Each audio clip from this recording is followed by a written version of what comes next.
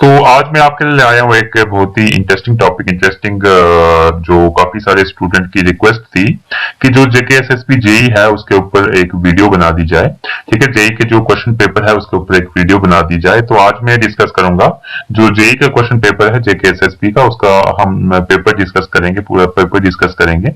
इसको हम 5 या 6 पार्ट में डिवाइड करने वाले हैं। ठीक है, इसमें क्या क्या चीजें हैं, इसमें कितने क्वेश्चन होने वाले हैं, आपको क्वेश्चन अटेम्प्ट कैसे करने हैं, ये सारी चीजें हम डिस्कस करेंगे। ठीक है, तो ये है जूनियर इंजीनियर सिविल का पेपर। ठीक है, तो अगर हम इसकी बात करें, ये है जेकेएसएसपी जेई का paper, JKSSB that mean Jammu Kashmir service selection board का ये पेपर है जूनियर इंजीनियर सिविल का। ठीक है, तो ये पुराना पेपर है आपके जेकेएसएसपी का। इसकी इंस्ट्रक्शंस अलग होंगी, इसके जो मार्क्स होंगे वो भी अलग होंगे। न्यू सिलेबस के जो मार्क्स हैं वो भी मैं आपको बताऊंगा कि वो कितने होने वाले हैं। ठीक है, तो हो सकता है आपको इस तरीके का फॉर्मेट पेपर का आए या हो सकता है कुछ दूसरा आए।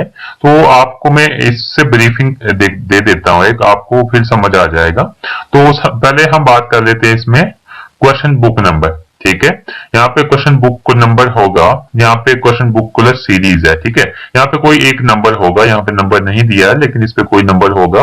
जैसे कि कुछ भी मान लेते हैं 1 2 3 4 5 कुछ भी होगा, यहाँ नंबर होगा, वो आपको अपनी आंसर शीट पे लिखना होता है। ठीक है, यहाँ पे है क्वेश्चन बुकलेट सीरीज, सीरीज है ये ए सीरीज। ठीक है, वैसे यहाँ पे ए बी सी डी लिखा होगा, तो वो आप के जो क्वेश्चन पेपर आपको आएगा उसके अकॉर्डिंग होगा। ठीक है, तो वो हम डिस्कस नहीं करेंगे। यहाँ पे रोल नंबर आपको अपना लिखना होगा। ठीक है, तो रोल नंबर आपको आपके एडमिट कार्ड पे मिल जाएगा, यहाँ पे आप वो लिख लोगे। ठीक है, उसके बाद हम नीचे आए तो कुछ इंस्ट्रक्शंस लिखी हैं। वैसे तो ये इंस्ट्रक्शन जो है हर एक साल चेंज होती हैं, लेकिन अगर फिर भी यही इंस्ट्रक्शंस हैं तो मैं आपको एक बार दिखा देता हूं कि ये इंस्ट्रक्शंस हैं क्या। तो सबसे पहले तो हम बात करें कि जो भी आपका रोल नंबर है, जो एडमिट कार्ड पे आपको रोल नंबर मिला है, या फिर जो क्वेश्चन बुकलेट नंबर है जो मैंने ऊपर आपको दिखाया, या फिर जो क्वेश्चन बुकलेट सीरीज है, वो आपको जो ओएमआर शीट मिलेगी, ओएमआर आंसर शीट मिलेगी, उस पर आपको अच्छे से लिख लेना है ताकि आपका जो पेपर है चेक हो सके। ठीक है,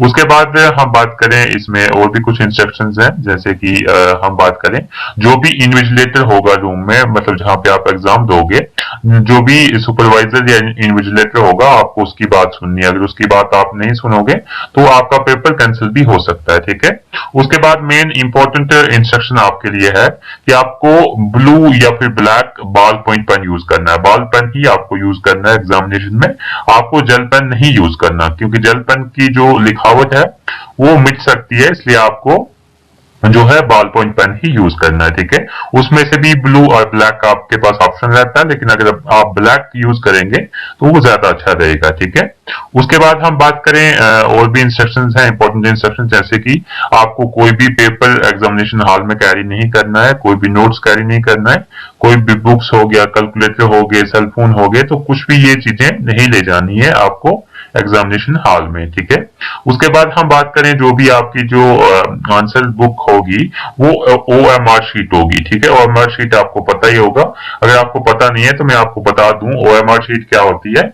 एक ही आपको एक शीट मिलेगी, एक ही पेज होगा जिसपे आपको अपना रोल नंबर वगैरह जो भी वो बोलेंगे, हो सकता है किसी किसी शीट पे नाम लिखने के लिए भी ऑप्शन होता है, आप उस पे रोल नंबर, नाम, question book series, answer book series आप लिखोगे। उसके बाद यहाँ पे होंगे क्वेश्चंस। ठीक है, जैसे 1 2 3 4। ठीक है, यहाँ पे आगे ऐसे ऐसे सर्कल लगाए होंगे। ठीक है, जैसे क्वेश्चन नंबर 1 है, 4 सर्कल लगाए होंगे, क्वेश्चन नंबर 2 है, 4 सर्कल लगाए होंगे, ऐसे ही 3 के आगे भी, ऐसे ही जितने क्वेश्चन होंगे उतने आगे सर्कल होंगे। ठीक है, तो आपको जैसे कि मैं बता दूं, आपको क्वेश्चन नंबर 1 है, उसका आपने आंसर देख लेना है कि अगर उसका आंसर मान लेते हैं कि यहाँ पे ए बी बी लिखा होगा, यहाँ पे ए लिखा होगा, बी लिखा होगा, सी लिखा होगा, डी लिखा होगा। ठीक है, अगर मान लेते हैं क्वेश्चन नंबर 1 का आंसर जो है डी है, तो आपको क्या करना है, यहाँ पे क्वेश्चन नंबर 1 पे जाना है, डी पे जाना है, इसको फिल कर लेना है। ठीक है, फिल किससे करना है, ब्लैक बॉल पॉइंट पेन से। ठीक है, मान लेते हैं क्वेश्चन नंबर 2 का आंसर जो है सी है, तो आपको जाना है यहाँ पे क्वेश्चन नंबर 2 और यहाँ पे सी पे आपको डार्क कर लेना है इसको। तो डार्क जो है आपको अच्छे से कर लेना है। ठीक है, ये आपको समझ में आ गया होगा। उसके बाद मैं आपको यहाँ पे बता दूं कि जो आपका पुराना सिलेबस था जेके एसएसपी का, उसके अकॉर्डिंग आपको जो क्वेश्चन आते थे वो 150 क्वेश्चन आते थे, 150 क्वेश्चन आपको आते थे, जिसके लिए आपको टाइम मिलता था 2 घंटे 30 मिनट। ठीक है, 2 घंटे और 30 मिनट आपको मिलते थे 150 क्वेश्चन करने के लिए। ये पुराना पैटर्न है। मैं नया पैटर्न भी आपको बताऊंगा कि नया पैटर्न क्या है। ठीक है, अगर नए पैटर्न की बात करें तो नए पैटर्न में हमारे पास है 120 क्वेश्चन आपको आएंगे और आपको टाइम मिलेगा 2 आवर्स का। ठीक है, आपको मिलेगा 2 आवर्स का टाइम। 2 आवर्स का टाइम हो गया आपके पास 120 मिनट। ठीक है, तो 120 क्वेश्चन होंगे और 120 मिनट आपको टाइम मिलेगा उन क्वेश्चन को करने के लिए। ठीक है, उसके बाद हम बात करें तो जो पिछला जो पैटर्न था उसमें नेगेटिव मार्किंग नहीं थी। ठीक है, लेकिन जो अभी नया पैटर्न है जेके एसएसबी का जो एग्जाम होने वाला है उसमें आपको नेगेटिव मार्किंग भी होगी 0.25।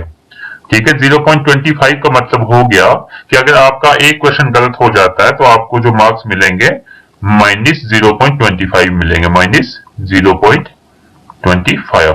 ठीक है, अगर मान लेते हैं आपके 4 क्वेश्चन गलत हो गए। ठीक है, अगर 4 क्वेश्चन गलत हो गए आपके, तो आपको एक के 0.25 है तो 4 के आपको हो जाएंगे 1 मार्क्स। ठीक है, आपका जो 1 मार्क्स है वो माइनस में आपको आ जाएगा। ठीक है, आपको समझ आ गया होगा यहां तक। उसके बाद और इंस्ट्रक्शंस है यहाँ पे कि आपको जो ये जो सर्कल फिल करने वो अच्छे से फिल करने। कैसे फिल करने मैं आपको बता दूं। ये जो है पूरा आपको डार्क करना है। जैसे कि मान लेते हैं ये आंसर है तो आपको ये अच्छे से डार्क करना है। ठीक है, जैसे मैंने नीचे बताया, आपको ऐसे टिक नहीं करना है, क्रॉस नहीं करना है, ऐसे भी जो है आपको इसके जैसा डार्क नहीं करना, आपको पूरा बबल डार्क करना है। जैसे कि मैं आपको एक बता देता हूँ, यहाँ पे बता देता हूँ, ये जो है ये वाला बता देता हूँ इस तरीके से। ये जो है आपको पूरा अच्छे से फिल कर लेना है। ठीक है, उसके बाद मैं आपको नीचे बता दूं कि जो हमारे पास टाइम है। ठीक है, तो टाइम जो मैनेज करना होता है वो भी एक डिफिकल्ट टास्क है, तो आपको ये भी ध्यान रखना है कि टाइम जो है आप टाइम पे क्वेश्चन कर सको। ठीक है, आपको डिफिकल्ट क्वेश्चन को ज्यादा टाइम नहीं देना है। अगर ज्यादा टाइम दोगे डिफिकल्ट क्वेश्चन को तो हो सकता है आपका पेपर जो है वो अच्छे तरीके से ना हो। ठीक है, और जो रफ वर्क है, अगर रफ वर्क की मैं बात करूं तो रफ वर्क आप क्वेश्चन पेपर पे ही कर सकते हो। अगर आपके पास क्वेश्चन बुकलेट है, ये वाली बुकलेट, आप इस पे भी क्वेश्चन जो है रफ वर्क कर सकते हो। ठीक है, जैसे कि मैं आपको एक व्यू दिखा देता हूं कि किस तरीके के क्वेश्चन होने वाले हैं। ठीक है, नेक्स्ट वीडियो लेक्चर में हम ये क्वेश्चन पे डिस्कस करेंगे। ठीक है, तो इस तरीके के क्वेश्चन आपको देखने को मिलेंगे। ठीक है, इसमें आपको जैसे ये है, आपको क्वेश्चन पूछा हुआ है, इसके कुछ 4 आंसर दिए हुए, जो भी आंसर होगा आपको वहां पे टिक कर लेना है। टिक नहीं करना है, आपको बबल को डार्क करना है। जैसे कि मैंने आपको यहाँ पे बताया था, बबल्स आपको दिखाए थे इस तरीके के, तो आपको यहाँ पे ऐसे इस तरीके से डार्क कर लेना है। ठीक है।